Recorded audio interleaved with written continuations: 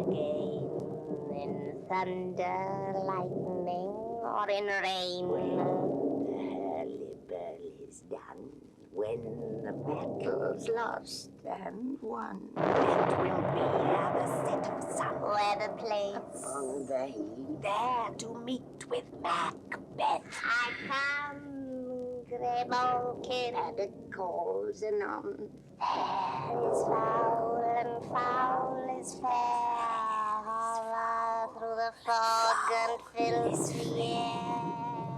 Over through the fog, fair is foul and foul is fair. Hover through the fog and filthy air.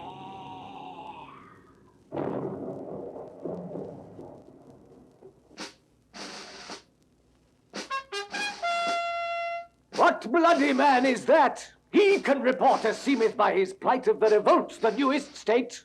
This is the sergeant, who like a good and hardy soldier fought against my captivity. Hail, brave friend. Say to the king the knowledge of the broil as thou didst leave it. Doubtful it stood, as two spent swimmers that do cling together and choke their art. The merciless MacDonald, worthy to be a rebel, thought of that the multiplying villainies of nature do swarm upon him. From the western isles of Kerns a gallow glass it is supplied, and fortune on his damned quarrels smiling showed like a rebel's whore. But all's too weak, for brave Macbeth, well he deserves that name, disdaining fortune with his brandished steel, which smote with bloody execution, like valor's minion, carved out his passage till he faced the slave, which ne'er shook hands nor bade farewell to him, till he unseamed him from the nave to the chops, and fixed his head upon our battlements. Oh, valiant cousin, worthy gentleman! As whence the sun gins his reflection, shipwrecking storms and direful thunders break, so from that spring whence comfort seemed to come, discomfort swells. Mark, King of Scotland, mark. No sooner justice had with valor armed compelled these skipping kerns to trust their heels, but the Norwegian lord, surveying vantage with furbished arms and new supplies of men, began a fresh assault. Dismayed not this our captains, Macbeth and Banquo? Yes, a sparrow's eagles, or the hare the lion. If I say sooth, I must report they were as cannons overcharged with double cracks, so they doubly redoubled strokes upon the foe. Except they meant to bathe in reeking wounds or memorize another Golgotha, I cannot tell. But I am faint. My gashes cry for help. So well thy words become thee as thy wounds. They smack of honor both. Go get him surgeons. Who comes here? The worthy Thane of Ross. What a haste looks through his eyes.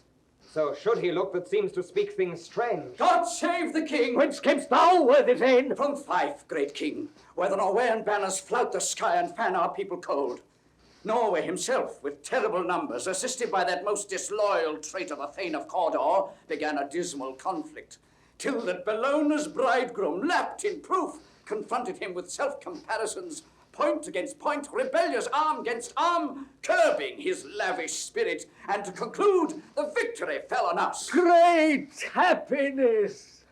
No more that Thane of Cawdor shall deceive our bosom interest. Go pronounce his present death, and with his former title, greet Macbeth. I'll see it done. What he hath lost, noble Macbeth hath won.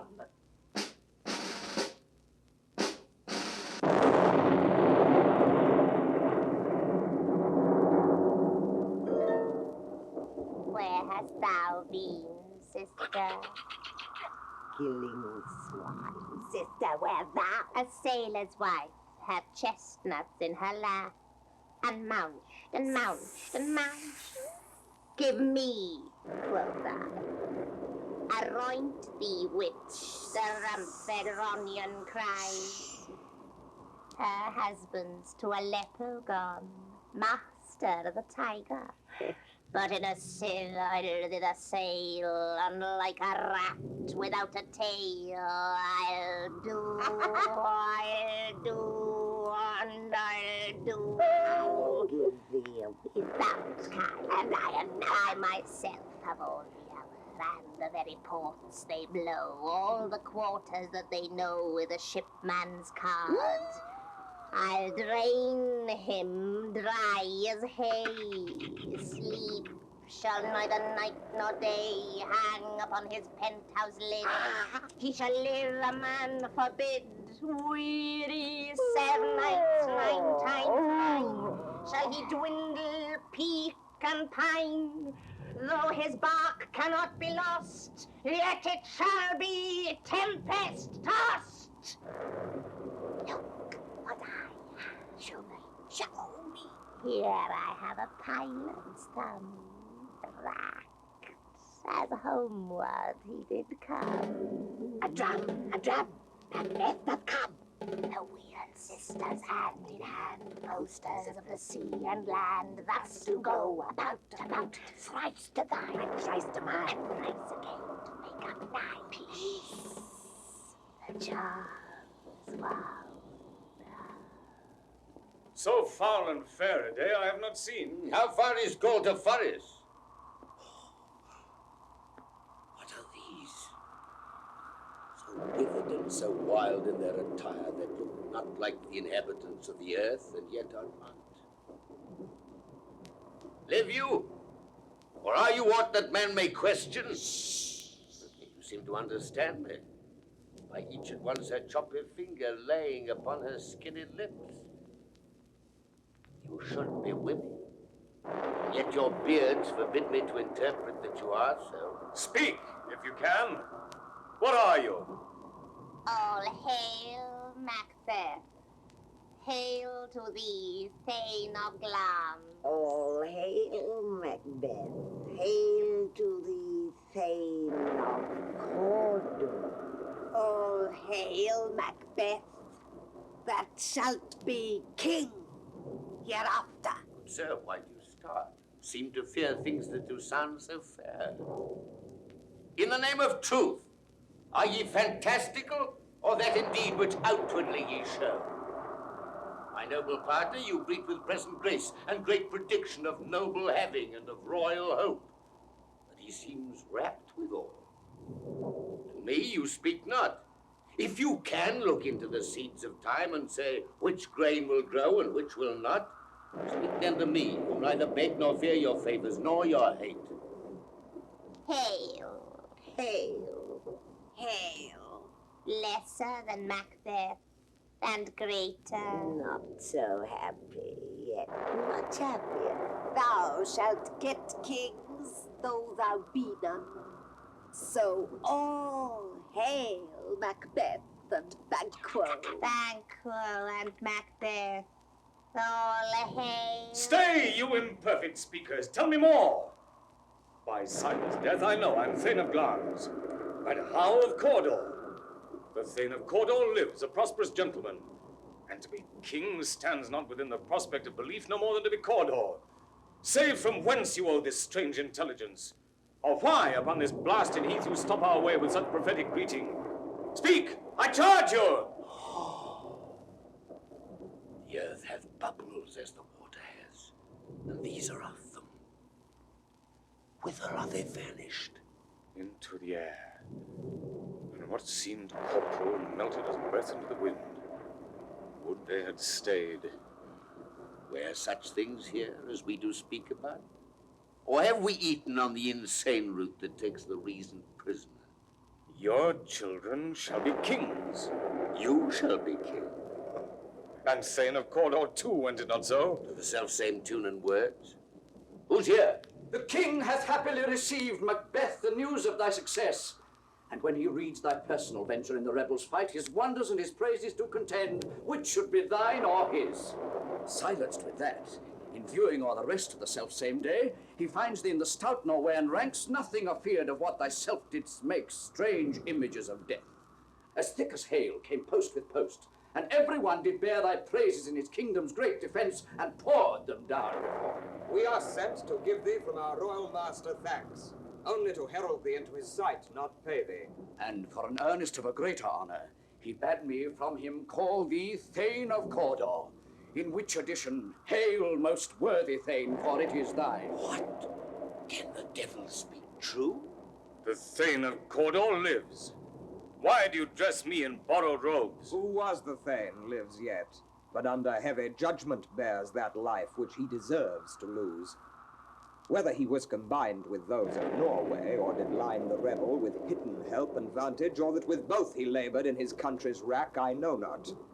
But treason's capital confessed and proved have overthrown him. Alarms and Thane of Cawdor. The greatest is behind. Thanks for your pains. Do you not hope your children shall be kings, when those that gave the Thane of Cawdor to me promised no less to them? That trusted home might yet enkindle you one to the crown, besides the Thane of Cawdor. Distrained, and oftentimes to win us to our harm, the instruments of darkness tell us truths, win us with honest trifles to betray us in deepest consequence. Cousins, a word I pray you. Two truths are told, as happy prologues to the swelling act of the imperial theme. I thank you, gentlemen. This supernatural soliciting cannot be ill, cannot be good. If ill, why has it given the earnest of success commencing in a truth? I am Thane of Cawdor. If good, why do I yield to that suggestion whose horrid image doth unfix my hair and make my seated heart knock at my ribs against the use of nature? Present fears are less than horrible imaginings.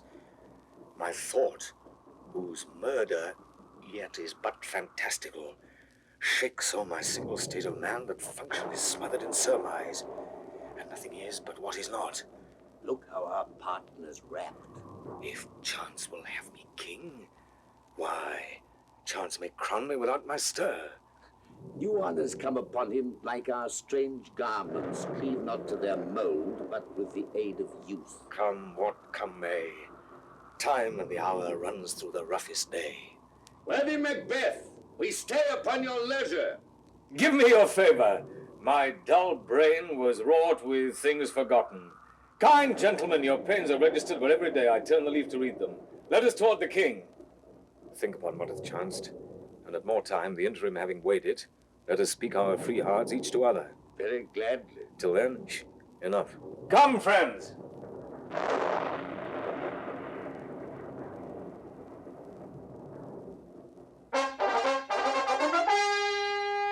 Is execution done on Cawdor? Are not those in commission yet returned? My liege, they are not yet come back. But I have spoke with one that saw him die, who did report that very frankly he confessed his treasons, implored your highness pardon, and set forth a deep repentance. Nothing in his life became him like the leaving it. He died as one that had been studied in his death, to throw away the dearest thing he owed as 'twere a careless trifle. There's no art to find the mind's construction in the face. He was a gentleman on whom I built an absolute trust. Oh, worthiest cousin! The sin of my ingratitude even now was heavy on me. Thou art so far before that swiftest wing of recompense is slow to overtake thee. Would thou hadst less deserved, that the proportion both of thanks and payment might have been mine. Only I have left to say, more is thy due than more than all can pay. The service and the loyalty I owe in doing it pays itself. Your highness' part is to receive our duties, and our duties are to your throne and state, children and servants, which do but what they should by doing everything safe toward your love and honor. Oh, welcome hither. I have begun to plant thee, and will labor to make thee full of growing. Noble Banquo, that hast no less deserved, nor must be known no less to have done so, let me enfold thee and hold thee to my heart. There, if I grow, the harvest is your own. My plenteous joys, wanton in fullness, seek to hide themselves in drops of sorrow. Sons, kinsmen, thanes, and you whose places are the nearest, No, we will establish our estate upon our eldest, Malcolm, whom we name hereafter the Prince of Cumberland, which honour must not unaccompanied invest him only, but signs of nobleness like stars shall shine on all deservers. From hence to Inverness, and bind us further to you. The rest is labour which is not used for you. I'll be myself the harbinger, and make joyful the hearing of my wife with your approach. So humbly take my leave. My worthy Cawdor. The Prince of Cumberland. That is a step on which I must fall down, or else o'erleap, for in my way it lies. Stars, hide your fires. Let not light see my black and deep desires. The eye wink at the hand, yet let that be which the eye fears when it is done to see. True, worthy Banquo, he is full so valiant, and in his commendations I am fed. It is a banquet to me. Let's after him, whose care is gone before to bid us welcome. It is a peerless kinsman.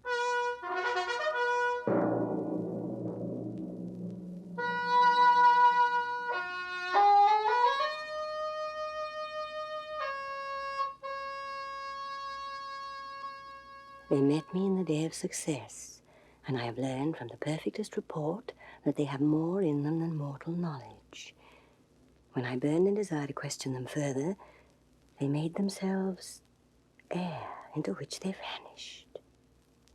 While I stood wrapped in the wonder of it, came misses from the king, who all hailed me Thane of Cawdor, by the which title before these weird sisters saluted me, and referred me to the coming on of time with hail, King that shalt be. That is if I thought good to deliver thee, my dearest partner of greatness, that thou mightest not lose the dues of rejoicing by being ignorant of what greatness is promised thee. Lay it to thy heart and farewell. Glamis thou art, and Cawdor, and shalt be what thou art promised. Yet do I fear thy nature. It is too full of the milk of human kindness to catch the nearest way. Thou wouldst be great, art not without ambition, but without the illness should attend it. What thou wouldst highly, that wouldst thou holily. Wouldst not play false, and yet wouldst wrongly win. Thou'dst have, great Glamis, that which cries, thus thou must do if thou have it, and that which rather thou dost fear to do than wishest should be undone. Hie thee hither, that I may pour my spirits in thine ear, and chastise with the valour of my tongue all that impedes thee from the golden round, which fate and metaphysical aid doth seem to have thee crowned withal. What is your tidings? The king comes here tonight. Thou art mad to say it. Is not thy master with him, who wert so would have informed for preparation? So please you, it is true, our Thane is coming. One of my fellows had the speed of him, who almost dead for breath had scarcely more than would make up his message. Give him tending. He brings great news. The raven himself is hoarse, that croaks the fatal entrance of Duncan under my battlements. Come, you spirits that tend on mortal thoughts, unsex me here, and fill me from the crown to the toe, top full of direst cruelty. Make thick my blood, stop up the access and passage to remorse, that no compunctious visitings of nature shake my fell purpose, nor keep peace between the effect and it. Come to my woman's breasts and take my milk for gall, You murthering ministers, whatever in your sightless substances, you wait on nature's mischief. Come, thick night, and pall thee in the dunnest smoke of hell, that my keen knife see not the wound it makes, nor heaven peep through the blanket of the dark to cry, hold, hold. Great Glamis, worthy Cawdor, greater than both, by the all-hail hereafter. Thy letters have transported me beyond this ignorant present, and I feel now the future in the instant. My dearest love, Duncan comes here tonight. And when goes hence? Tomorrow, as he purposes. Oh, never shall sun that morrow see. Your face, my Thane, is as a book, where men may read strange matters. To beguile the time, look like the time. Bear welcome in your eye, your hand, your tongue. Look like the innocent flower, but be the serpent under it. He that's coming must be provided for, and you shall put this night's great business into my dispatch, which shall to all our nights and days to come give solely sovereign sway and masterdom. We will speak further. Only look up clear. To alter favor ever is to fear. Leave all the rest to me.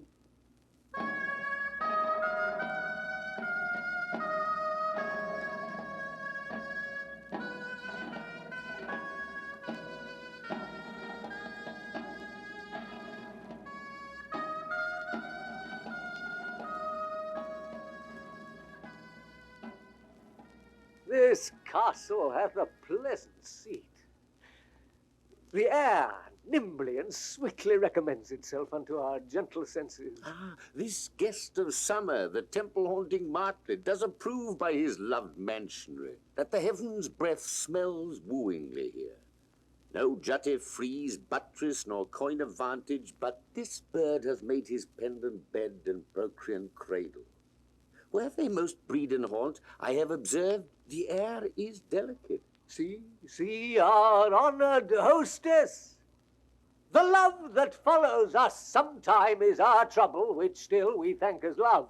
Herein I teach you how you should bid God yield us for your pains, and thank us for your trouble. All our service, in every point twice done and then done double, where poor and single business, to contend against those honours deep and broad, wherewith your majesty loads our house. For those of old and the late dignities heaped up to them, we rest your hermits. Where's the Thane of Cawdor? We coursed him at the heels and had a purpose to be his purveyor, but he rides well, and his great love, sharp as his spur, hath holp him to his home before us. Fair and noble hostess, we are your guest tonight. Your servants ever have theirs, themselves, and what is theirs in compt, to make their audit at your highness' pleasure, still to return your own.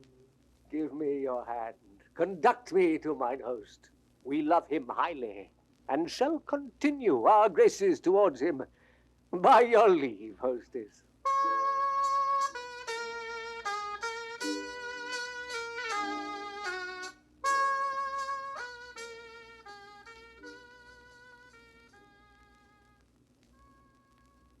If it were done when 'tis done, then 'twere well it were done quickly. If the assassination could trammel up the consequence, and catch with his surcease success, that but this blow might be the be-all and the end-all here, but here, upon this bank and shoal of time, we jump the life to come. But in these cases we still have judgment here, that we but teach bloody instructions, which being taught return to plague the inventor. This even-handed justice commends the ingredients of our poisoned chalice to our own lips. He's here in double trust. First, as I'm his kinsman and his subject, strong both against the deed. Then as his host, who should against his murderer shut the door, not bear the knife myself. Besides, this Duncan hath borne his faculties so meek, hath been so clear in his great office, that his virtues will plead like angels, trumpet-tongued against the deep damnation of his taking off, and pity, like a naked newborn babe striding the blast, or heaven's cherubim horsed upon the sightless couriers of the air, shall blow the horrid deed at every eye, the tears shall drown the wind. I have no spur to prick the sides of my intent, but only vaulting ambition, which o'erleaps itself and falls on the other. And now, what news? He hath almost supped. Why have you left the chamber? Hath he asked for me? Know you not he has? We will proceed no further in this business. He hath honoured me of late, and I have bought golden opinions from all sorts of people, which would be worn now in their newest gloss, not cast aside so soon. Was the hope drunk wherein you dressed yourself? Hath it slept since? And wakes it now to look so green and pale at what it did so freely? From this time such I account thy love. Art thou afeard to be the same in thine own act and valour as thou art in desire? Wouldst thou have that which thou esteem'st the ornament of life, and live a coward in thine own esteem, letting I dare not wait upon I would, like the poor cat of the adage? Prithee, peace. I dare do all that may become a man. Who dares do more is none. What beast was then that made you break this enterprise to me? When you durst do it, then you were a man, and to be more than what you were, you'd be so much more than man. Nor time nor place did then adhere, and yet you would make both. They have made themselves, and that their fitness now doth unmake you. I have given suck, and know how tender it is to love the babe that milks me. I would, while it was smiling in my face, have plucked my nipple from his boneless gums and dashed the brains out, had I so sworn as you have done to this. If we should fail. We fail? But screw your courage to the sticking place, and we'll not fail. When Duncan is asleep, whereto the rather shall his hard day's journey soundly invite him, his 2 chamberlains will I with wine and wassail so convince that memory, the warder of the brain, shall be a fume, and the receipt of reason a limbeck only. When in swinish sleep their drenched natures lie as in a death, what cannot you and I perform upon the unguarded Duncan? What not put upon his spongy officers, who shall bear the guilt of our great Quale? Bring forth men, children only. For thy undaunted metal should compose nothing but males. Will it not be received when we have marked with blood those sleepy 2 of his own chamber, and used their very daggers that they have done it? Who dares receive it other, as we shall make our griefs and clamours roar upon his death? I am settled, and bend up each corporal agent to this terrible feat. Away, and mock the time with fairest show. False face must hide what the false heart doth know.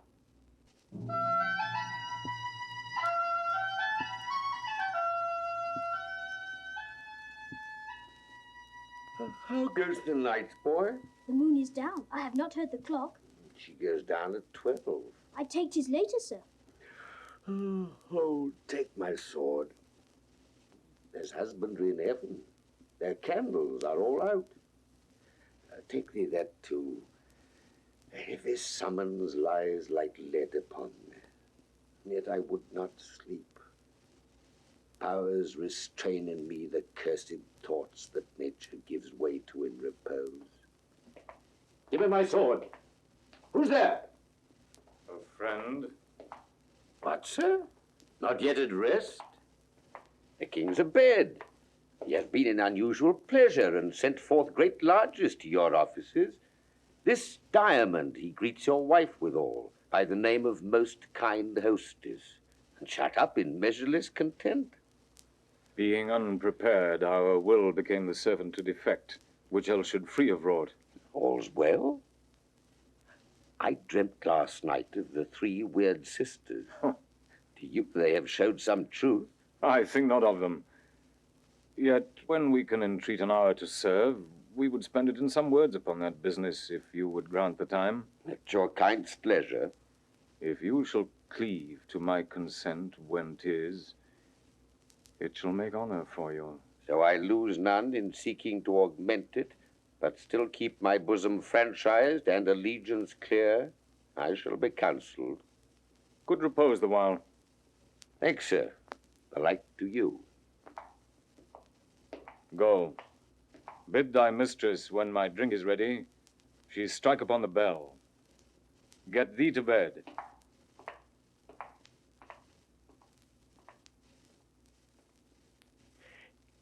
Is this a dagger which I see before me?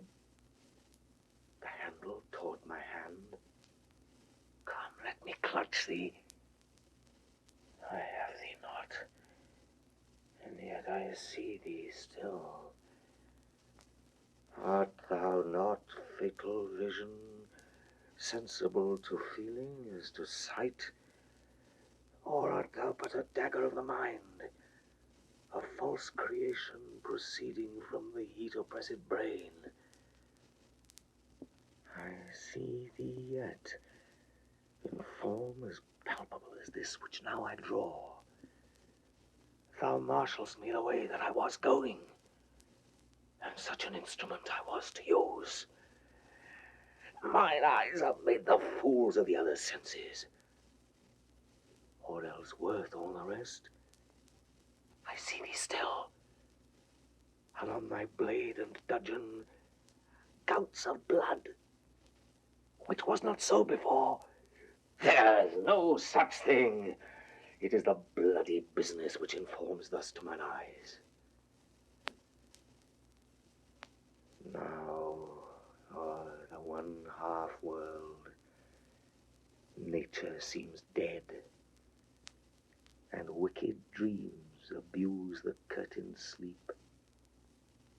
Witchcraft celebrates pale Hecate's offerings, and withered murder, alarumed by his sentinel, the wolf, whose howls his watch. Thus, with his stealthy pace, with Tarquin's ravishing strides, towards his design moves like a ghost. Thou sure and firm said earth, hear not my steps which way they walk, for fear thy very stones prate of my whereabout, and take the present horror from the time, which now suits with it. While thy threat he lives, words to the heat of deeds too cold breath gives. I go and it is done. The bell invites me. Hear it not, Duncan, for it is a knell that summons thee to heaven or to hell.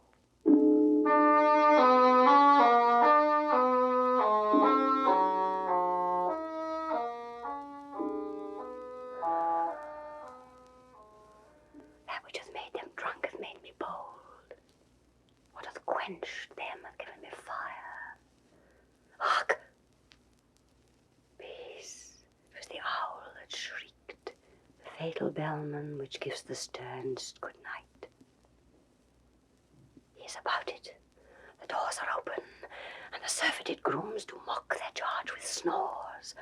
I've drugged their posses that death and nature do contend about them, whether they live or die. Alack, I'm afraid they have awaked, and 'tis not done. The attempt and not the deed confounds us. Hark! I laid their daggers ready, he could not miss them. Had he not resembled my father as he slept, I had done it. My husband. I have done the deed. Didst thou not hear a noise? I heard the owl scream and the crickets cry. Did not you speak? When? Now. As I descended? Aye. Hark! lies in the second chamber. This is a sorry sight. A foolish thought to say a sorry sight. There's one did laugh in sleep, and one cried, murder, that they did wake each other. I stood and heard them, but they did say their prayers and addressed them again to sleep. There are two lodged together. One cried, God bless us, and amen, the other, as they'd seen me with these hangman's hands. Listening their fear, I could not say amen when they did say God bless us. Consider it not so deeply. But wherefore could I not pronounce amen? I had most need of blessing, and amen stuck in my throat. These deeds must not be thought after these ways, so it will make us mad. Methought I heard a voice cry, sleep no more. Macbeth does murder sleep. The innocent sleep, sleep that knits up the ravelled sleeve of care. The death of each day's life, sore labour's bath, balm of hurt minds, great nature's second cause, chief nourisher in life's feast. What do you mean? Still it cried, sleep no more to all the house.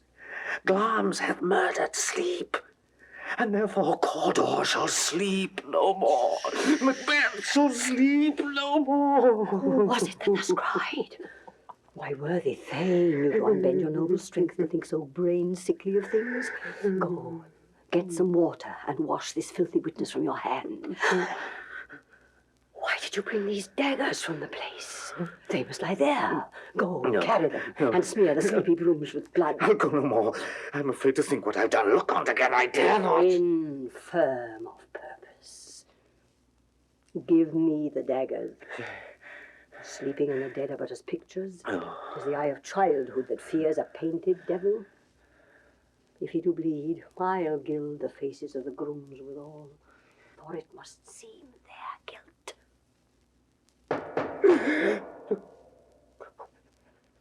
Whence is that knocking? How is't with me when every noise appalls me? What hands are here? They pluck out mine eyes. Will all great Neptune's ocean wash this blood clean from my hand? No, this my hand will rather the multitudinous seas incarnadine, making the green one red. My hands are of your colour, but I shame to wear a heart so white. We are knocking at the south entry. Retire we to our chamber. A little water clears us of this deed. How easy is it then? Your constancy hath left you unattended. Oh, more knocking. Get on your nightgown, lest occasion call us and show us to be watchers. Be not lost so poorly in your thoughts. To know my deed, 'twere best not know myself. Wake, Duncan, with thy knocking. I would thou couldst.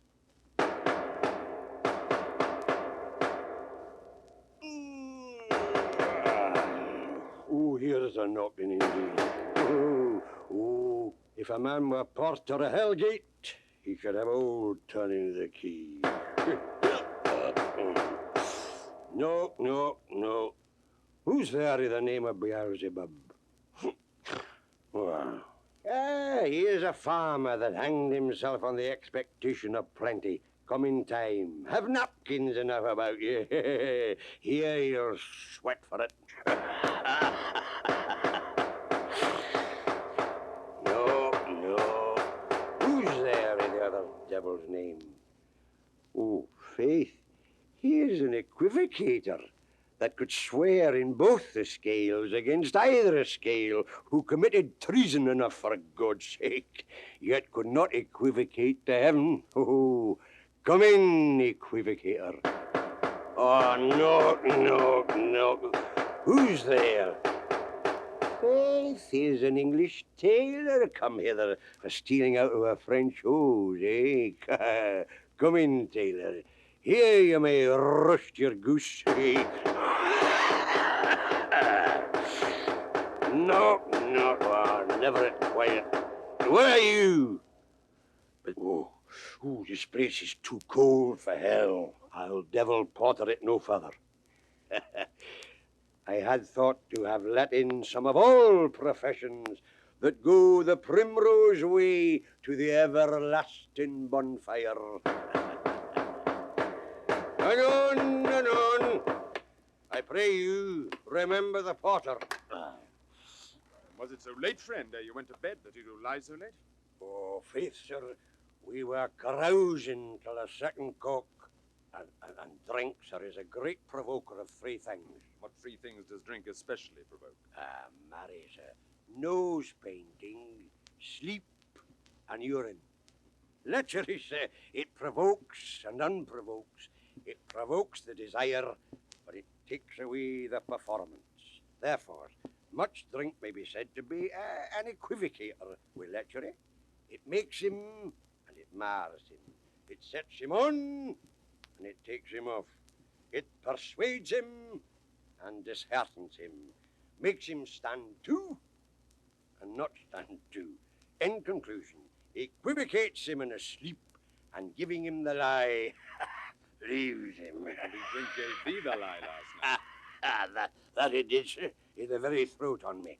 But I requited him for his lie, and I think, being too strong for him, though he took up my legs sometime, yet I made a shift to cast him. Is thy master stirring? Our knocking has awaked him. Here he comes. Good morrow, noble sir. Good morrow, both. Is the king stirring, worthy Thane? Not yet. He did command me to call timely on him. I have almost slipped the hour. I'll bring you to him. I know this is a joyful trouble to you, but yet 'tis one. The labor we delight in physics pain. This is the door. I'll make so bold to call, but 'tis my limited service. Goes the king hence today? He does. He did appoint so. The night has been unruly. Where we lay, our chimneys were blown down, and as they say, lamenting's heard i' the air. Strange screams of death, and prophesying with accents terrible of dire combustion and confused events, new hatched to the woeful time. The obscure bird clamoured the livelong night. Some say the earth was feverous and did shake. 'Twas a rough night. My young remembrance cannot parallel a fellow to it. Oh, horror! Horror! Horror! Tongue nor heart cannot conceive nor name thee. What's the matter? Confusion now hath made his masterpiece. Most sacrilegious murder hath broke up the Lord's anointed temple and stole thence the life of the building. What is to say, the life? Mean you, his majesty? Approach the chamber and destroy your sight with a new gorgon. Do not bid me speak. See, and then speak yourselves. Awake, awake, ring the alarm bell. Murder and treason. Banquo and Donalbain, Malcolm, awake. Shake off this downy sleep, yes, cultivate, and look on death itself. Up and see the great tomb's image. Malcolm, Banquo, as from your graves rise up and walk like sprites to countenance this horror. What's the business? Is it a hideous trumpet calls to parley the sleepers of the house? Speak, speak. Gentle lady, 'tis not for you to hear what I can speak. The repetition in a woman's ear would murder as it fell. Oh, Banquo, Banquo, our royal master's murdered. Oh, alas, what in our house? Too cruel anywhere. Dear Duff, I prithee contradict thyself and say it is not so. Had I but died an hour before this chance, I had lived a blessed time. For from this instant there's nothing serious in mortality. All is but toys. Renown and grace is dead. The wine of life is drawn, and the mere lees is left this vault to brag of. What is amiss? You are, and do not know it. The spring, the head, the fountain of your blood is stopped. The very source of it is stopped. Your royal father's murdered. By whom? Those of his chambers, it seemed, had done it. Their hands and faces were all badged with blood. So were their daggers, which unwiped we found upon their pillows. They stared and were distracted. No man's life was to be trusted with them. Oh, yet I do repent me of my fury that I did kill them. Wherefore did you so? Oh, who can be wise, amazed, temperate and furious, loyal and neutral in a moment? No man. The expedition of my violent love outran the pause of reason. Here lay Duncan, his silver skin laced with his golden blood, and his gashed stabs looked like a breach in nature for ruin's wasteful entrance. There the murderers, steeped in the colors of their trade, their daggers unmannerly breached with gore. Who could refrain that had a heart to love, and in that heart courage to make love known? Help me, Hans. Look to the lady. Why do we hold our tongues that most may claim this argument for ours. What should be spoken here, where our fate hid in an auger hole may rush and seize us? Let's away. Our tears are not yet brewed. Nor our strong sorrow upon the foot of motion. Look to the lady. When we have our naked frailties hid that suffer in exposure, let us meet and question this most bloody piece of work. Know it further. Fears and scruples shake us. In the great hand of God I stand, and thence against the undivulged pretense I fight of treasonous malice. And so do I. Oh, let's briefly put on manly readiness and meet in the hall together. What will you do? Let's not consort with them. To show an unfelt sorrow is an office which the false man does easy. I'll to England. To Ireland I. Our separated fortune shall keep us both the safer. Where we are, there's daggers in men's smiles. The near in blood, the nearer bloody. This murderous shaft that shot hath not yet lighted, and our safest way is to avoid the aim. Therefore to horse, and let us not be dainty of leave-taking, but shift away. There's warrant in that theft which steals itself, when there's no mercy left.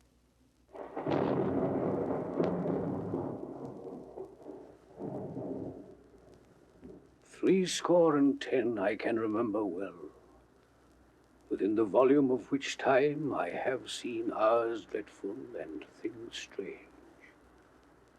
But this sore night hath trifled former knowings. Good father, thou seest the heavens as trouble with man's act threatens his bloody stage. By the clock 'tis day, and yet dark night strangles the travelling lamp. Is night's predominance, or the day's shame, that darkness does the face of earth entomb when living light should kiss it? 'Tis unnatural, even like the deed that's done. On Tuesday last, a falcon, towering in her pride of place, was by a mousing owl hawked at and killed. And Duncan's horses, a thing most strange and certain, beauteous and swift, the minions of their race, turned wild in nature, broke their stalls, flung out, contending against obedience as they would make war with mankind. 'Tis said they ate each other. They did so, to the amazement of mine eyes that looked upon. Here comes the good Macduff. How goes the world, sir, now? Why, see you not? Is't known who did this more than bloody deed? Those that Macbeth has slain.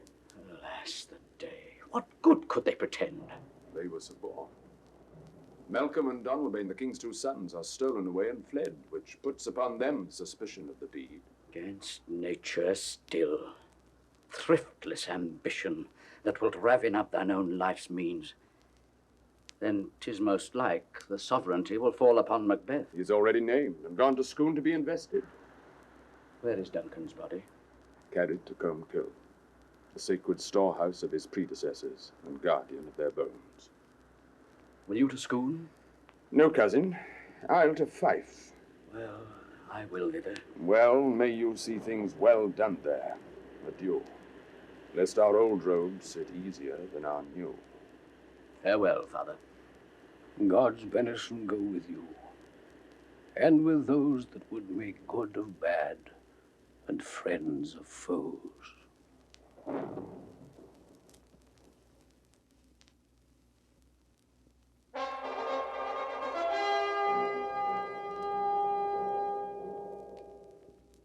Thou hast it now. King, Cawdor, Glamis, all, as the weird women promised, and I fear thou playedst most foully for't. Yet it was said it should not stand in thy posterity, but that myself should be the root and father of many kings.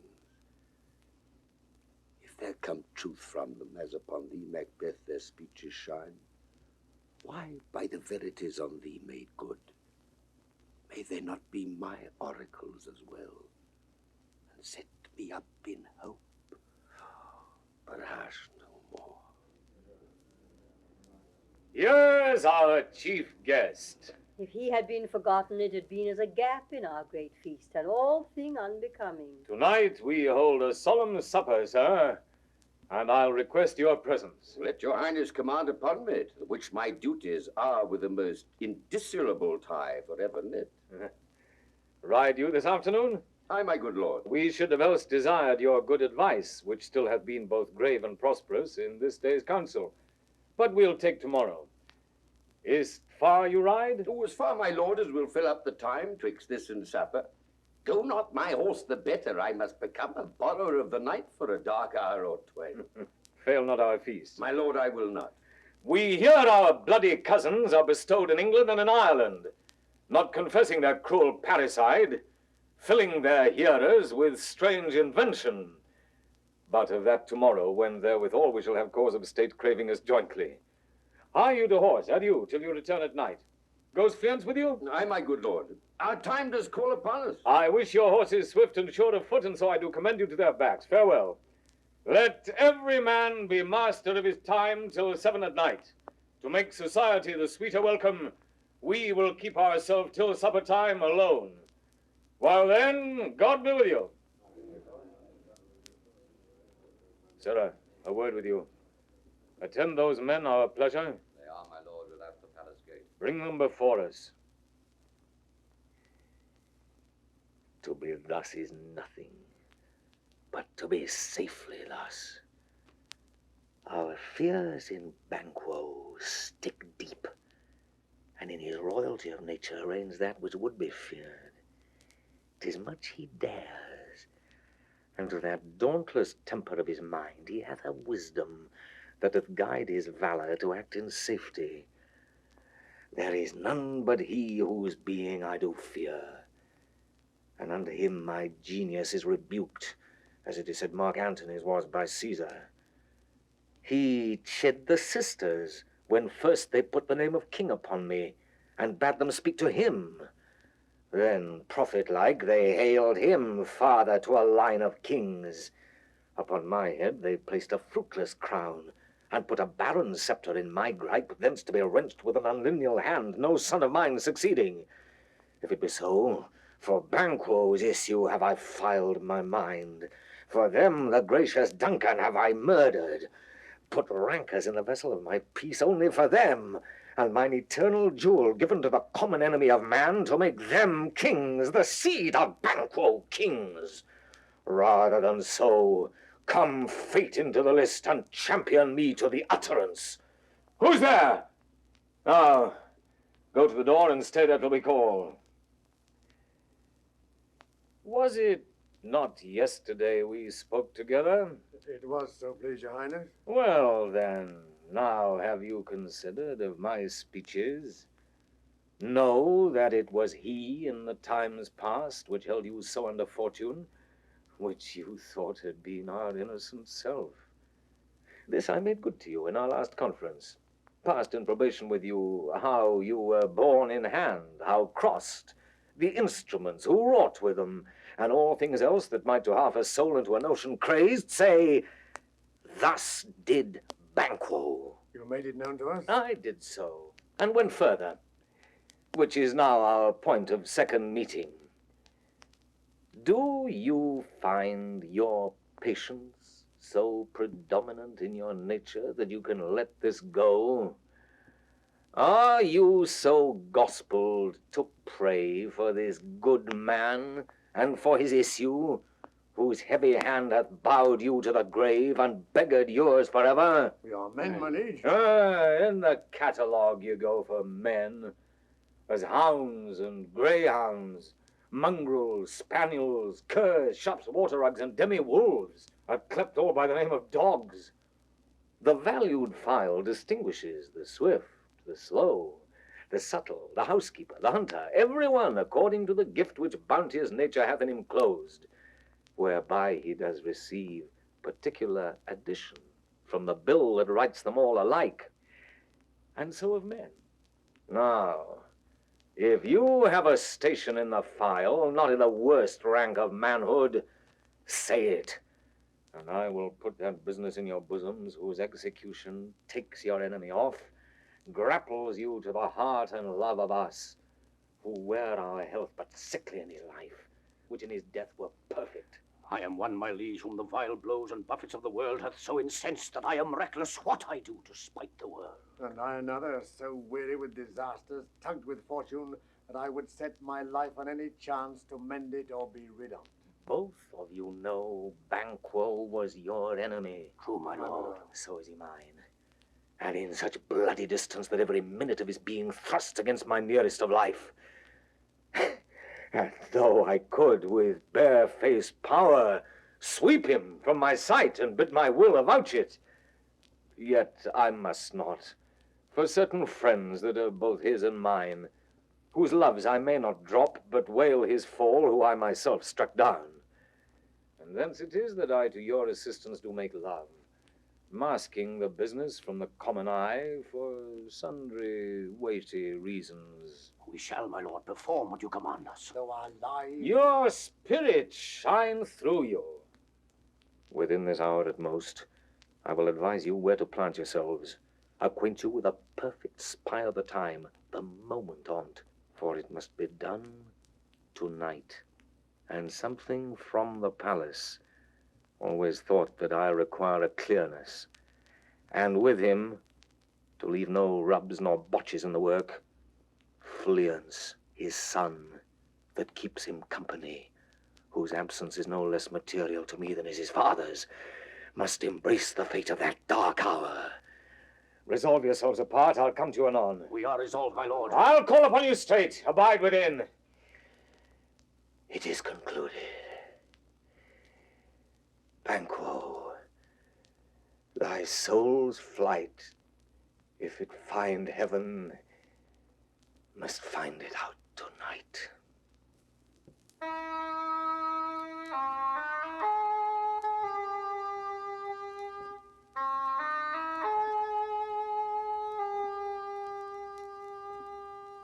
Is Banquo gone from court? Aye, madam, but returns again tonight. Say to the king I would attend his leisure for a few words. Madam, I will. Naught's had or spent, where our desire is got without content. 'Tis safer to be that which we destroy, and by destruction dwell in doubtful joy. How now, my lord, why do you keep alone? Of sorriest fancies your companions making, using those thoughts which should indeed have died with them they think on. Things without all remedy should be without regard. What's done is done. We've scotched the snake, not killed it. She'll close and be herself, whilst our poor malice remains in danger of her former tooth. But let the frame of things disjoint, both the worlds suffer, ere we will eat our meal in fear, and sleep in the affliction of these terrible dreams that shake us nightly. Better be with the dead, whom we to gain our peace have sent to peace, than on the torture of the mind to lie in restless ecstasy. Duncan's in his grave. After life's fitful fever, he sleeps well. Treason has done his worst. Nor steel, nor poison, malice domestic, foreign levy, nothing can touch him further. Come on, gentle my lord. Sleek o'er your rugged looks. Be bright and jovial among your guests tonight. So shall I love, and so I pray be you. Let your remembrance apply to Banquo. Present him eminence both with eye and tongue.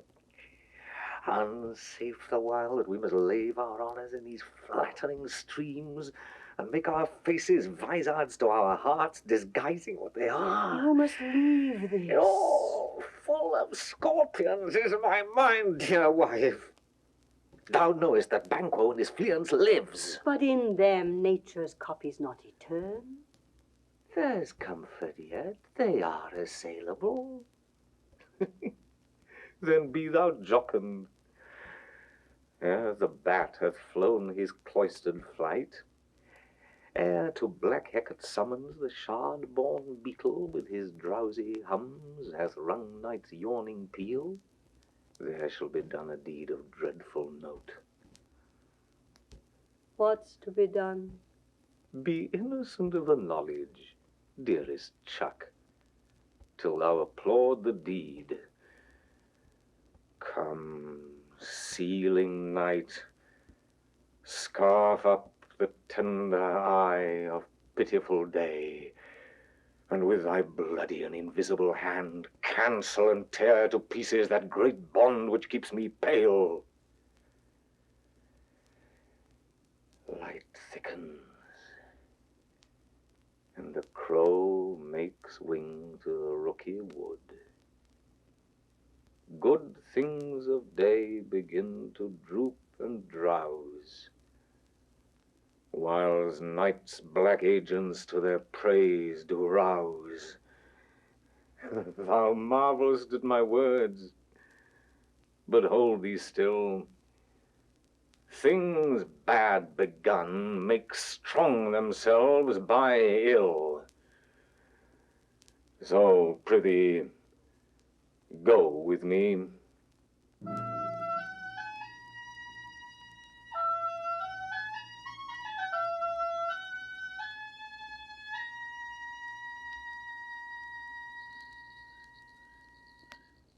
But who did bid thee join with us? Macbeth. He needs not our mistrust, since he delivers our offices and what we have to do to the direction just. Then stand with us. The west yet glimmers with some streaks of day. Now spurs the lated traveller apace to gain the timely inn, and near approaches the subject of our watch. Hark! I hear horses. Give us a light there! Oh! Then 'tis he. The rest that are within the note of expectation already are at the court. His horses go about almost a mile, but he does usually so all men do from hence to the palace gate make it their walk. A light! A light! 'Tis he. Stand to. It will be rain tonight. Let it come down! Oh! Treachery! Oh, fly, good Fleance! Fly! Fly! Fly! Thou mayst revenge! Oh, slay! Who did strike out the light? Was not the way? There's but one down. The sun is fled. We have lost best half of our affair. Well, let's away and see how much is done.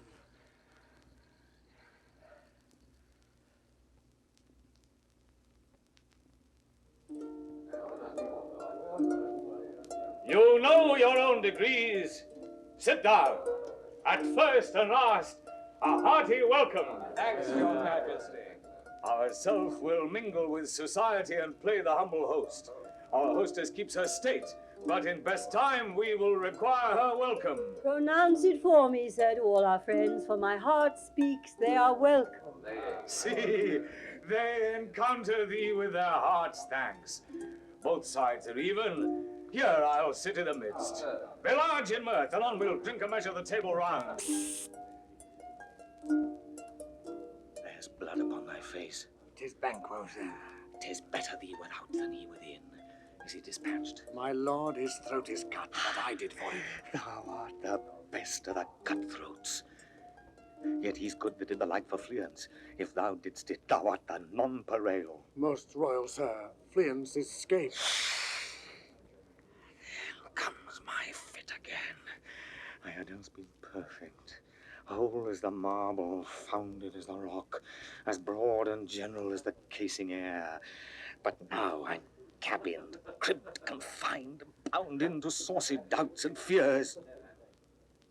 But Banquo's safe. Aye, my good lord, safe in a ditch he bides, with 20 trenchant gashes in his head, the least a death to nature. Thanks for that.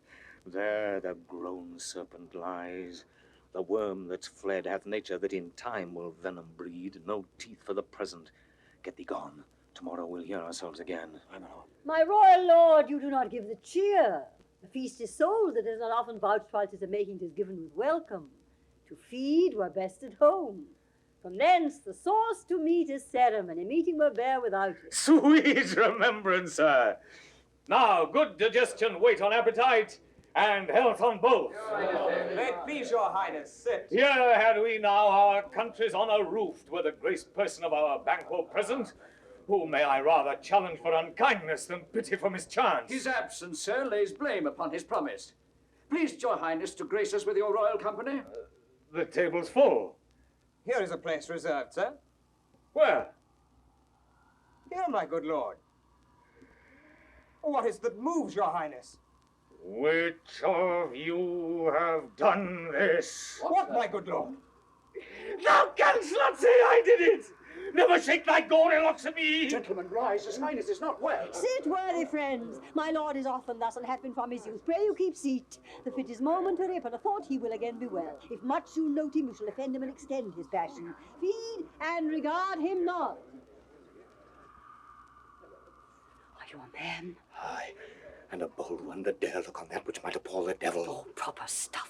This is the very painting of your fear. This is the air-drawn dagger which you said led you to Duncan. All these flaws and starts, impostors to true fear, would well become a woman's story at a winter's fire authorized by her granddad. Shame itself, why do you make such faces? When all's done, you look but on a stool. Prithee, see there. Behold, look, lo, how say you? Why, what care I? If thou canst nod, speak too. If charnel houses and our graves must send those that we bury back, our monument shall be the moors of kites. Art quite unmanned in folly? If I stand here, I saw him. Why, for shame. Blood hath been shed ere now, in the olden time, ere humane statute purged the gentle wheel. Aye, and since too, murders have been performed too terrible for the ear. The time has been that when the brains were out, the man would die, and there an end. But now they rise again with 20 mortal murders on their crowns and push us from our stools. This is more strange than such a murder is. My worthy lord, your noble friends do lack you. I do forget. Do not muse at me, my most worthy friends. I have a strange infirmity, which is nothing to those that know me. Come, love and health to all, then I'll sit down. Give me some wine. Fill full. I drink to the general joy of the whole table, and to our dear friend Banquo, whom we miss.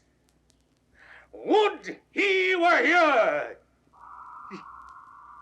To all and him we thirst, and all to all. Our duties and the pledge. Avaunt and quit my sight! Let the earth hide thee! Thy bones are marrowless, thy blood is cold. Thou hast no speculation in those eyes which thou didst glare with. Think of this, good peers, but as a thing of custom 'tis no other. Only it spoils the pleasure of the time. What man dare I dare? Approach thou like the rugged Russian bear, the armed rhinoceros, or the Hyrcan tiger. Take any shape but that, and my firm nerve shall never tremble, or be alive again, and dare me to the desert with thy sword. If trembling I inhabit then, protest me the baby of a girl. Hence, horrible shadow, unreal mockery, hence! Why so, being gone, I am a man again. Pray you, sit still. You have displaced the mirth, broke the good meeting with most admired disorder. Can such things be, and overcome us like a summer's cloud without our special wonder? You make me strange even to the disposition that I owe, when now I think you can behold such sights and keep the natural ruby of your cheeks when mine is blanched with fear. What sights, my lord? I pray you speak not. He grows worse and worse. Question enrages him. At once, good night. Stand not upon the order of your going, but go at once. Good night, and better health attend his majesty. A kind good night to all.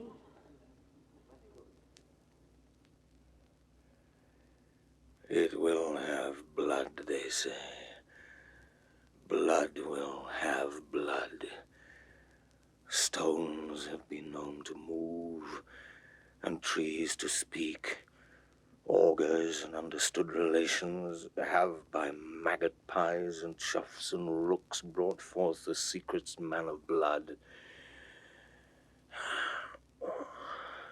What is the night?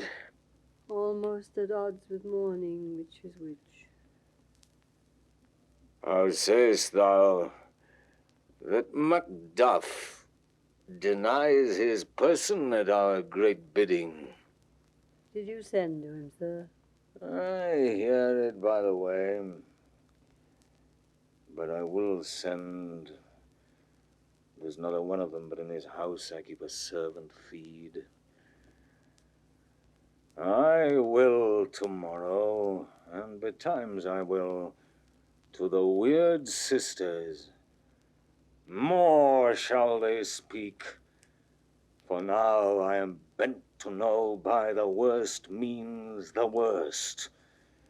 For mine own good all causes shall give way. I am in blood stepped in so far that should I wade no more, returning were as tedious as go o'er. Strange things I have in head that will to hand, which must be acted ere they may be scanned.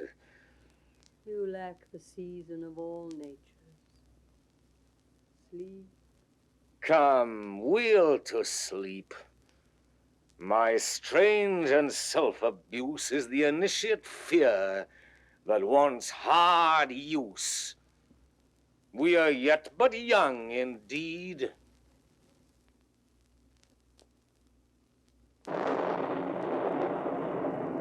Thrice the brinded cat hath mewed. Thrice and once the hedge, big wine. Happier cries, 'tis time, 'tis time. Round about the cauldron go, in the poisoned entrails throw.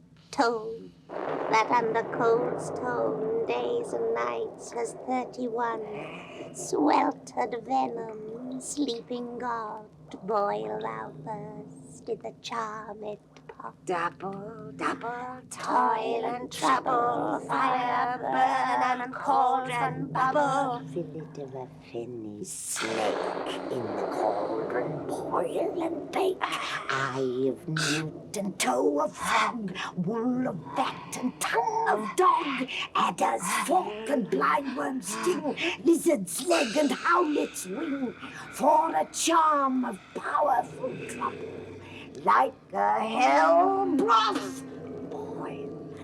Double, double, toil and trouble, fire burn and cauldron bubble. Scale of dragon, tooth of wolf, witch's mummy, maw and gulp of the rabid salt sea shark, root of hemlock digged in the dark, liver of blaspheming Jew, gall of goat and slips of yew slivered in the moon's eclipse, nose of Turk and Tartar's lips, finger of bat strangled babe, ditch delivered by a drab, make the gruel thick and slab, add thereto a tiger's children for the ingredients of our cauldron. Double, double, toil and trouble, fire burn and cauldron bubble. Cool it with a baboon's blood, then the charm is firm and good.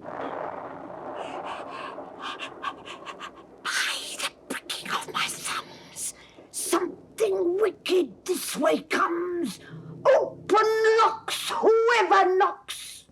How now, you secret black and midnight hags? What is to do? A deed, without a name. I conjure you by that which you profess. Howe'er you come to know it, answer me.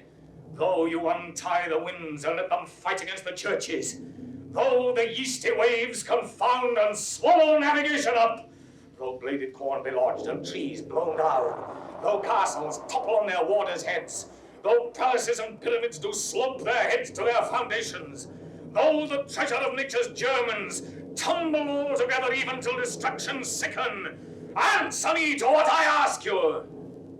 Speak. Demand. We'll answer.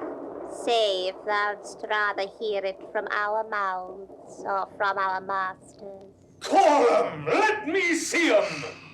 Pour in sow's blood that has eaten her 9 farrow, grease that's sweating from the murderer's gibbets, throw into the flame. Come high or low, thyself and of this death play show. Show. Tell me, thou unknown power. He knows thy thought, hear his speech, but say thou naught. Macbeth, Macbeth. Macbeth. Beware, Macduff.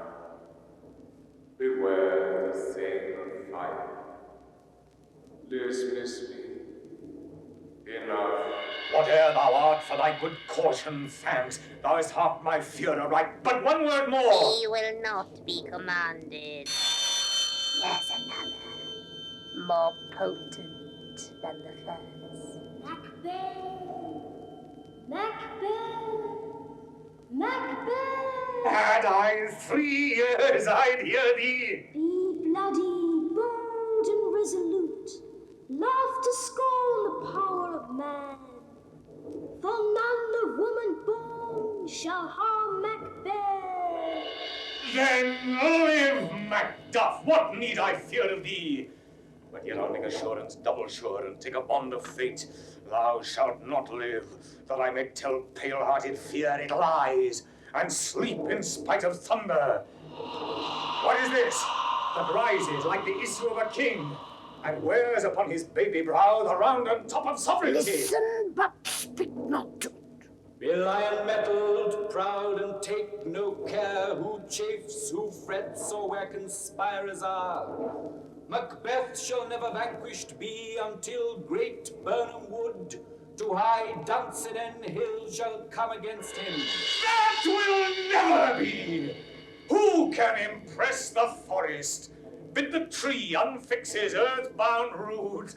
Sweet Bodemans, good! Rebellious head, rise never till the wood of Birnam rise. And our high-placed Macbeth shall live the lease of nature, pay his breath to time and mortal custom. Yet my heart throbs to know one thing. Tell me, if your art can tell so much, shall Banquo's issue ever reign in this kingdom? Seek to know no more. I will be satisfied. Deny me this, and an eternal curse fall on you. Let me know. Why sings that call? And what noise is this? Show his eyes. And grieve his heart. Come like shadows. So depart. Thou art too like the spirit of Banquo. Down! Thy crown does sear mine eyeballs. And thy hair, thou other gold-bound brow, is like the first. A third is like the former. Filthy hags, why do you show me this? A fourth, start eyes. What? Will the line stretch out to the crack of doom? Another yet? A seventh? I'll see no more! And yet the eighth appears, who bears a glass which shows me many more. And some I see the twofold bowls and treble scepters carry. Horrible sight! Now I see it is true, for the blood-bolted Banquo smiles upon me and points at them for his. What is this so? Aye, sir. All this is so. Where are they? Gone! Let this pernicious hour stand high accursed in the calendar. Come in, Without! What your graces will. Saw you the weird sisters? No, my lord. Came they not by you? No, indeed, my lord. Infected with the air whereon they ride, and damned all those that trust them. I did hear the galloping of horse. Who was't came by? 'Tis 2 or 3, my lord, that bring you word Macduff is fled to England. Fled to England? Aye, my good lord. Time, thou anticipatest my dread exploits. The flighty purpose never is o'ertook unless the deed go with it. From this moment, the very firstlings of my heart shall be the firstlings of my hand. And even now, to crown my thoughts with acts, be it thought and done. The castle of Macduff I will surprise, seize upon Fife, give to the edge of the sword his wife, his babes, and all unfortunate souls that trace him in his line. No boasting like a fool, this deed I'll do before this purpose cool. But no more sights. Where are these gentlemen? Come, bring me where they are!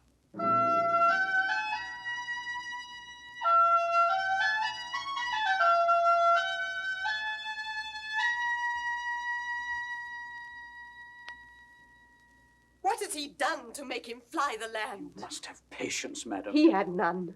His flight was madness. When our actions do not, our fears do make us traitors. You know not whether it was his wisdom or his fear. Wisdom?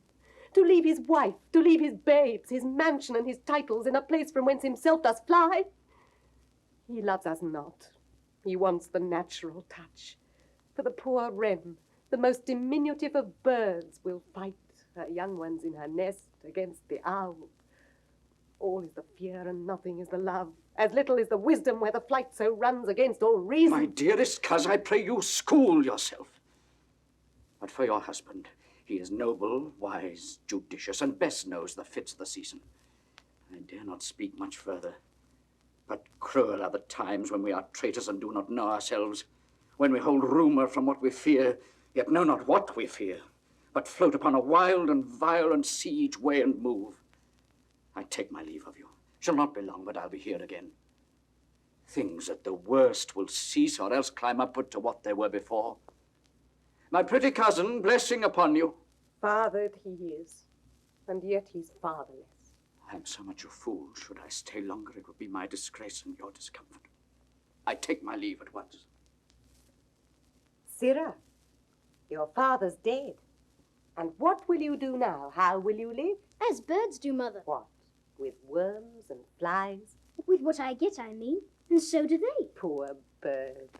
Thou'dst never fear the net, nor line, the pitfall, nor the gin. Why should I, Mother? Poor birds they're not set for. My father is not dead, for all your sake. Yes, he is dead. How wilt thou do for a father? Nay, how will you do for a husband? Why, I can buy me 20 at any market. Then you'll buy 'em to sell again. Thou speakst with all thy wit, and yet if faith with wit enough for thee. Was my father a traitor, Mother? Aye, that he was. What is a traitor? Why, one that swears and lies. And be all traitors that do so? Every one that does so is a traitor, and must be hanged. And must they all be hanged that swear and lie? Every one. Who must hang them? Why, the honest men. Then the liars and swearers are fools, for there are liars and swearers enough to beat the honest men and hang up them. Now, God help thee, poor monkey. But how wilt thou do for a father? If he were dead, you'd weep for him. If he would not, it were a good sign that I should quickly have a new father. Poor prattler, how thou talkst. Bless you, fair dame. I am not to you known, though in your state of honour I am perfect. I doubt some danger does approach you nearly. If you would take a homely man's advice, be not found here. Hence with your little ones. To fright you thus, methinks I am too savage. To do worse to you were fell cruelty, which is too nigh your person. Heaven preserve you, I dare abide no longer. Whither should I fly? I have done no harm. But I remember now. I am in this earthly world, where to do harm is often laudable. To do good sometime accounted dangerous folly. Why then, alas, do I put up that womanly defence to say I have done no harm? What are these faces? Where is your husband? I hope in no place so unsanctified where such as thou mayst find him. He's a traitor. Thou liest, thou shagged villain! What, you egg? I am treachery! He has killed me, Mother. Run away, I pray you.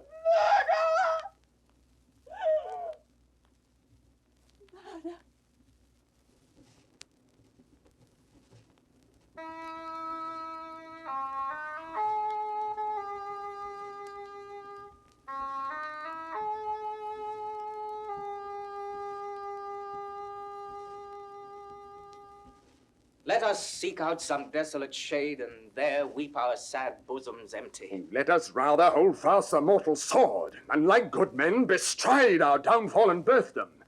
Each new morn, new widows howl, new orphans cry, new sorrows strike heaven on the face that it resounds as if it felt with Scotland, and yelled out like syllable of dolour. What I believe, I'll wail. What know, believe.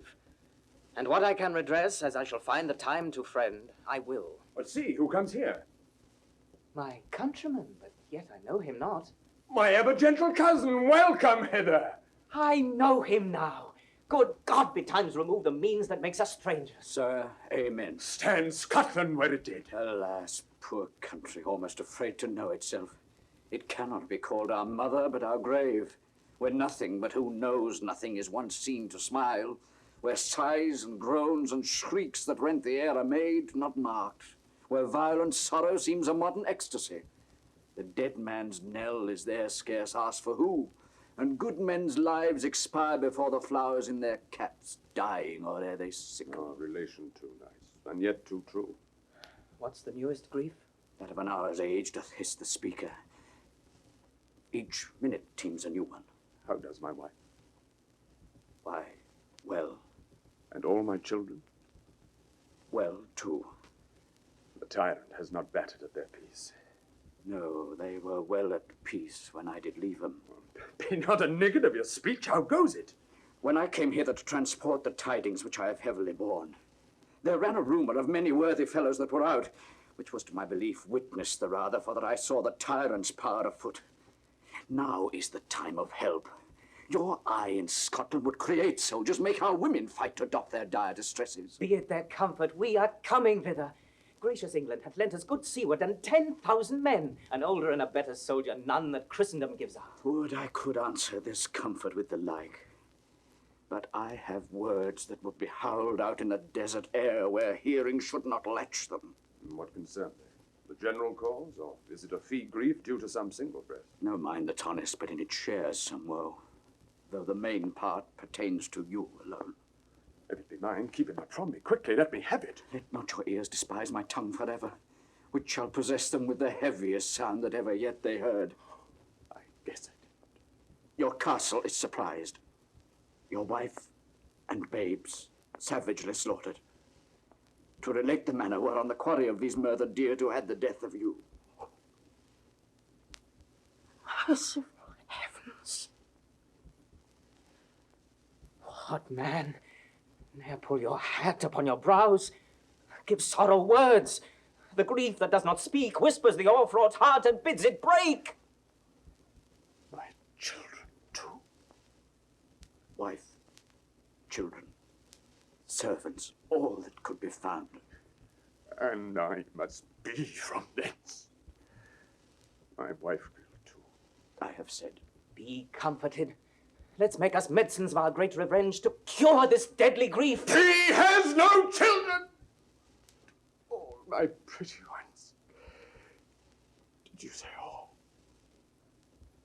Oh, how kite! Oh! What all my pretty chickens and their dam at one fell swoop. Dispute it like a man. I shall do so, but I must also feel it as a man. I cannot but remember such things were that were most precious to me. Did heaven look on and would not take their part? Sinful Macduff, they were all struck for thee, naught that I am. Not for their own demerits, but for mine fell slaughter on their souls. Heaven rest them now. Be this the whetstone of your sword.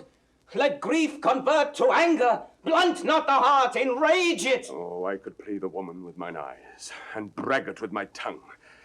But gentle heavens, cut short all intermission. Front to front bring now this fiend of Scotland and myself. Within my sword's length set him. If he escape, heaven forgive him too. This tune goes manly. Come, go we to the king. Our power is ready. Our lack is nothing but our leave. Macbeth is ripe for shaking, and the powers above put on their instruments. Receive what cheer you may. The night is long that never finds the day.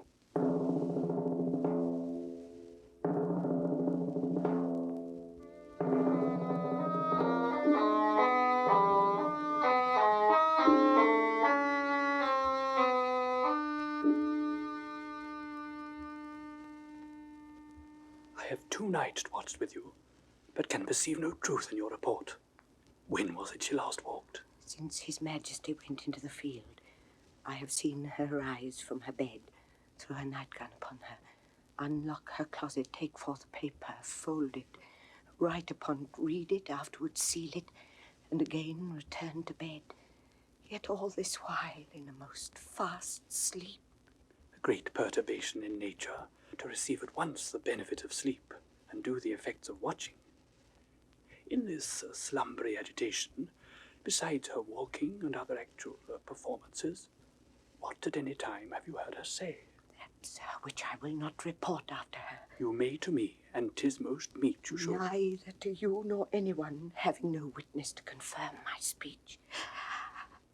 Lo you, here she comes. This is her very guise, and upon my life fast asleep. Observe her, stand close. How came she by that light? Why, it stood by her. She has light by her continually, 'tis her command. You see, her eyes are open. Aye, but their sense is shut. What is it she does now? Look how she rubs her hands. It is an accustomed action with her to seem thus washing her hands. I have known her continuing this a quarter of an hour. Shh.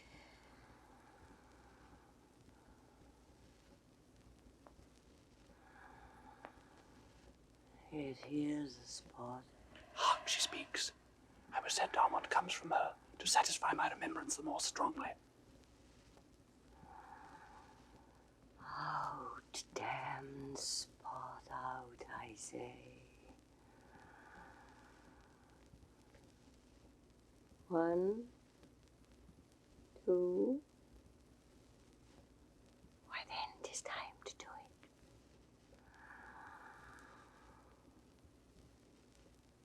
Hell is murky.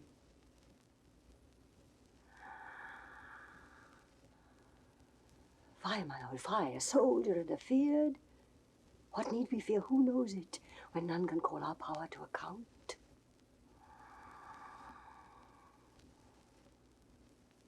Yet who would have thought the old man to have had so much blood in him? Do you mark that?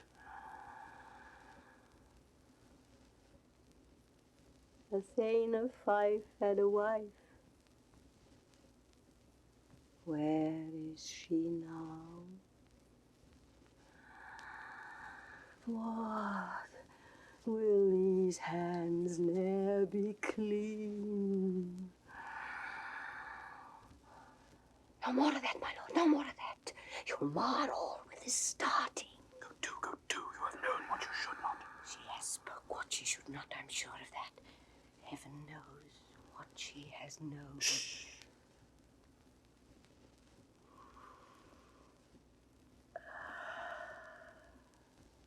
Here's the smell of the blood still. All the perfumes of Arabia will not sweeten this little hand. Oh, oh, oh. What a sigh is there.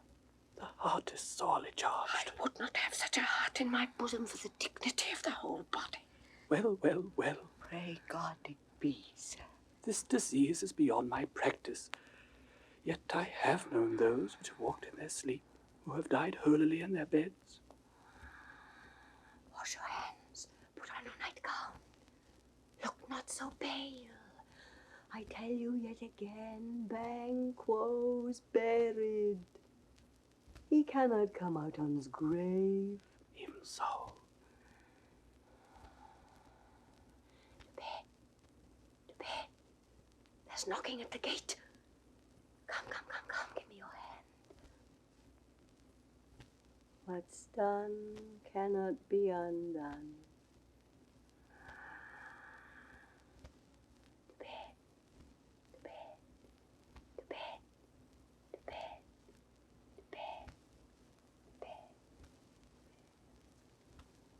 She go now to bed? Directly. Foul whisperings are abroad. Unnatural deeds do breed unnatural troubles. Infected minds to their deaf pillows will discharge their secrets. More needs she the divine than the physician. God forgive us all. Look after her. Remove from her the means of all annoyance, and still keep eyes upon her. So good night. my mind she has mated and amazed my sight. I think, but dare not speak. Good night. Good night.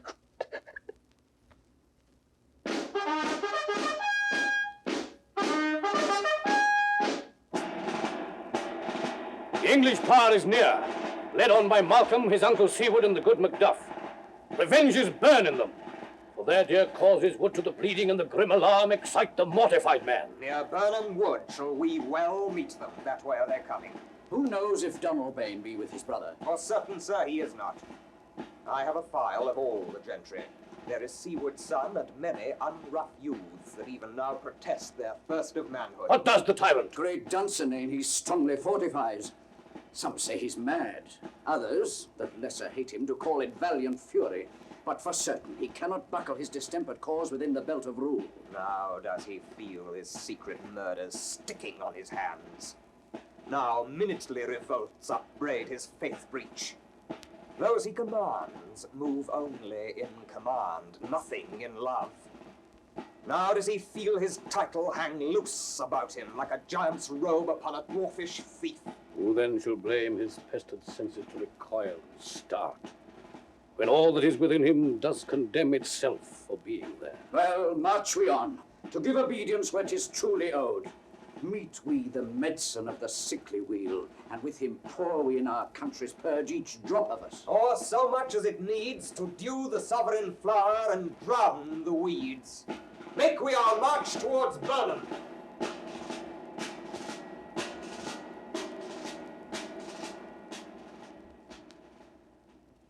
Bring me no more reports! Let them fly all!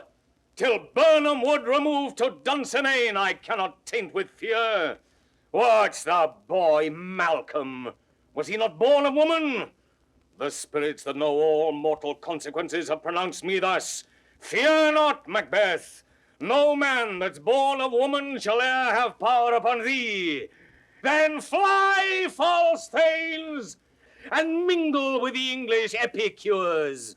The mind I sway by and the heart I bear shall never sag with doubt nor shake with fear. Sir? The devil damn thee black, thou cream-faced loon. Where gotst thou that goose look? There is 10,000... Geese, villain! Soldiers, sir! Go, prick thy face and overred thy fear, thou lily-livered boy. What soldiers, Patch? Death of thy soul, those linen cheeks of thine are counselors to fear. What soldiers, Wayface? The English force, so please you. Take thy face hence. Seyton! I'm sick at heart when I behold... Seyton, I say! This push will cheer me ever or deceit me now. I have lived long enough. My way of life is fallen into the sere, the yellow leaf. And that which should accompany old age, as honor, love, obedience, troops of friends, I must not look to have, but in their stead curses, not loud, but deep, mouth honor, breath, which the poor heart would fain deny, and dare not. Seyton!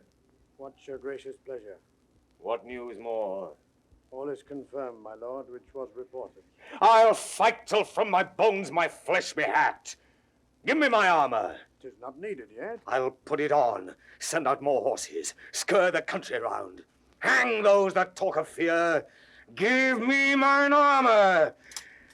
How does your patient, doctor? Not so sick, my lord, as she is troubled with thick-coming fancies that keep her from her rest. Cure her of that. Canst thou not minister to a mind diseased? Pluck from the memory a rooted sorrow? Raise out the written troubles of the brain? And with some sweet, oblivious antidote, cleanse the stuffed bosom of that perilous stuff which weighs upon the heart. Therein the patient must minister to himself. Throw physic to the dogs, I'll none of it. Come, put my armor on. Give me my staff. Seyton, send out. Doctor, the thanes fly from me. Come, sir, dispatch. If thou couldst, doctor, cast the water of my land, find her disease, and purge it to a sound and pristine health, I would applaud thee to the very echo that should applaud again.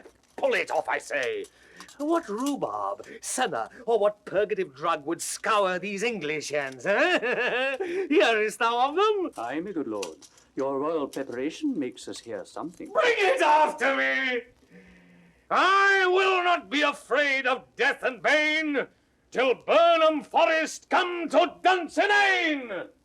Were I from Dunsinane away and clear, profit again should hardly draw me here.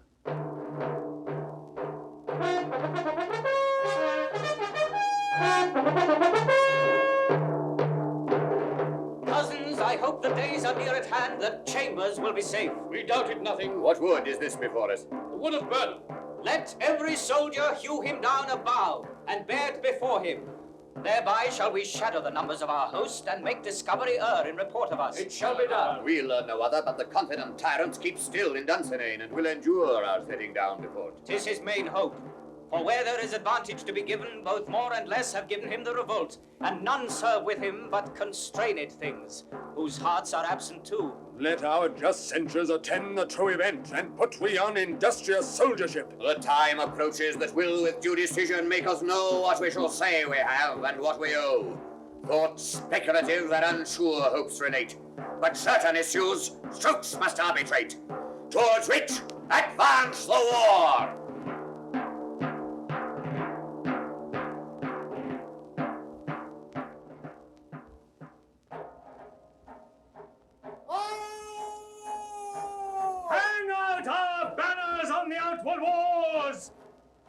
The cry is still, they come. Our castle's strength will laugh a siege to scorn. Here let them lie till famine and the ague eat them up. Were they not forced with those that should be ours, we might have met them dareful, beard to beard, and beat them backward home. What is that noise? It is the cry of women, my good lord. I've almost forgot the taste of fears. The time has been my senses would have cooled to hear a night shriek, and my fell of hair would at a dismal treatise rouse and stir as life were in't. I have supped full with horrors. Direness, familiar to my slaughterous thoughts, cannot once start me.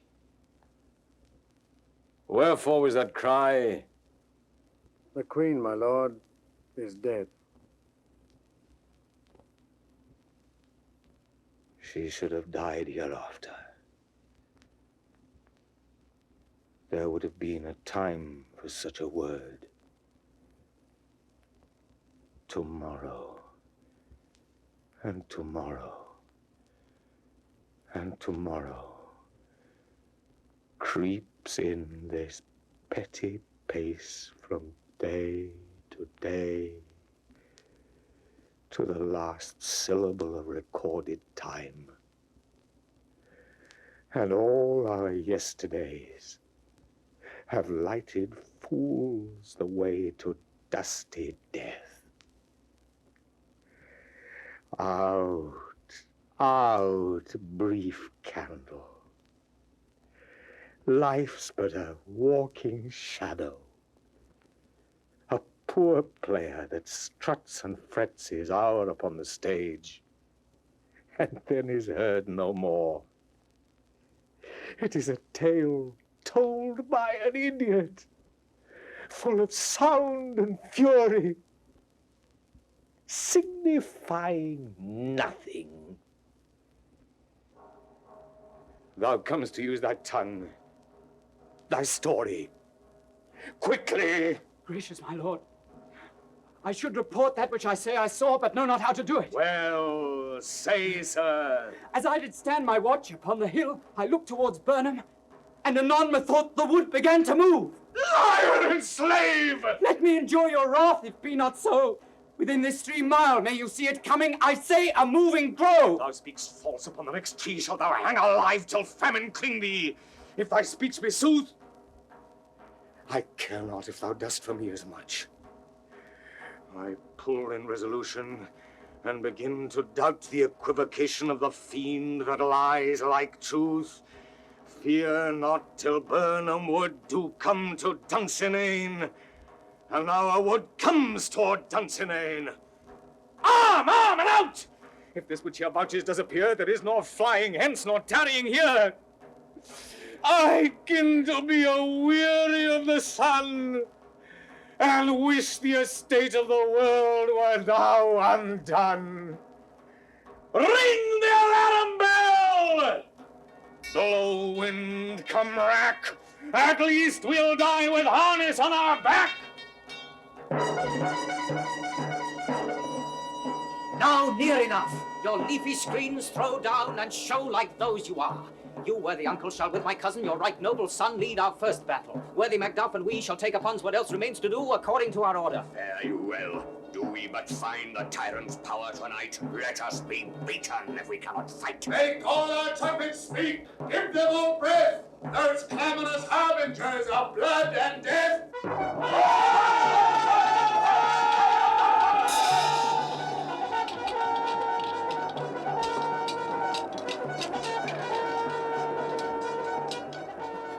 They'll tie me to a stake.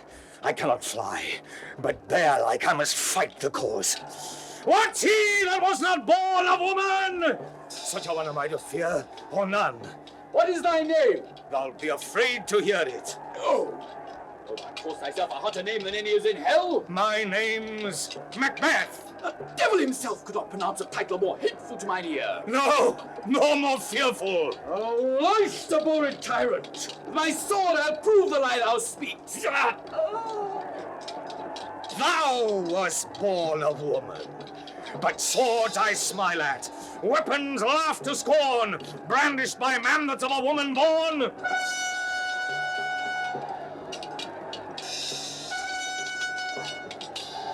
That way the noise is.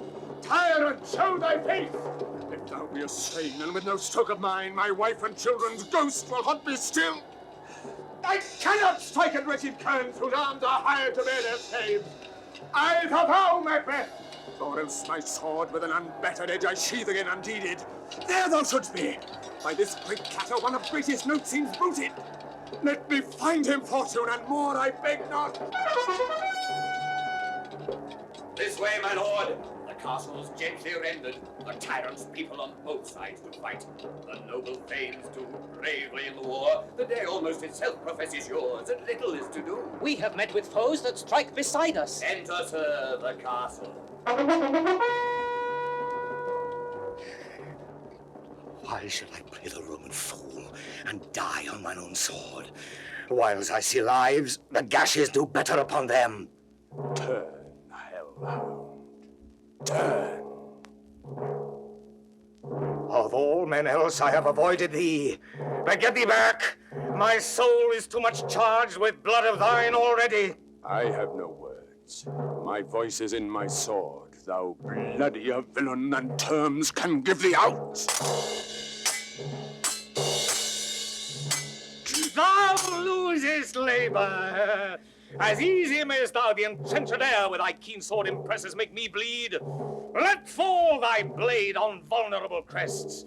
I bear a charmed life, which must not yield to one of woman born. Despair thy charm, and let the angel whom thou still hast served tell thee Macduff was from his mother's womb untimely ripped. Accursed be that tongue that tells me so. For it hath cowed my better part of man. And be these juggling fiends no more believed, that porter with us in a double sense, that keep the word of promise to our ear, and break it to our hope. I'll not fight with thee. Then yield thee, coward. and live to be the show and gaze of the time. We'll have thee as our rarer monsters are, painted upon a pole, and under it, here may you see the tyrant. I will not yield to kiss the ground before young Malcolm's feet, and to be baited with a rabble's curse, though Burnham would be come to Dunsinane, and thou opposed, being of no woman born, yet I will try the last. Before my body I throw my warlike shield. Lay on, Macduff, and damned be him that first cries, hold enough!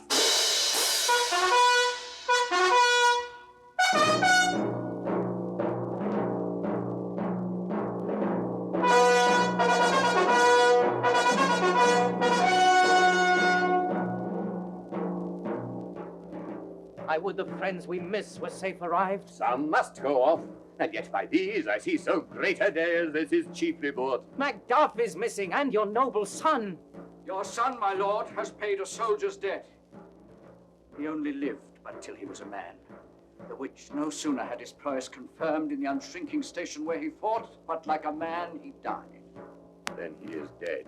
Aye, and brought off the field. Your cause of sorrow must not be measured by his worth, for then it hath no end. Had he his hurts before? Aye, on the front. Why then, God's soldier be he. Had I as many sons as I have heirs, I would not wish them to a fairer death.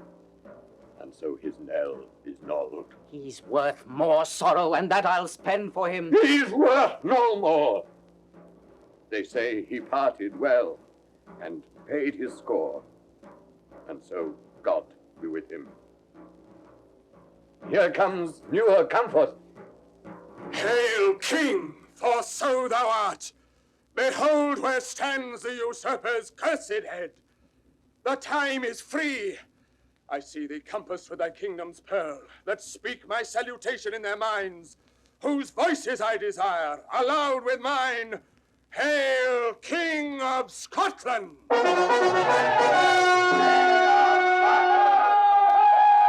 We shall not spend a large expense of time before we reckon with your several loves and make us even with you.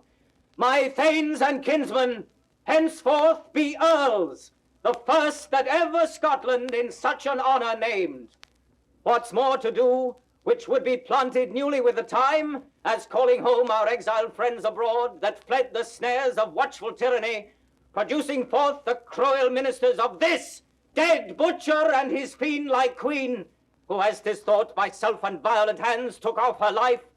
This, and what needful else that calls upon us by the grace of grace, we will perform in measure, time, and place.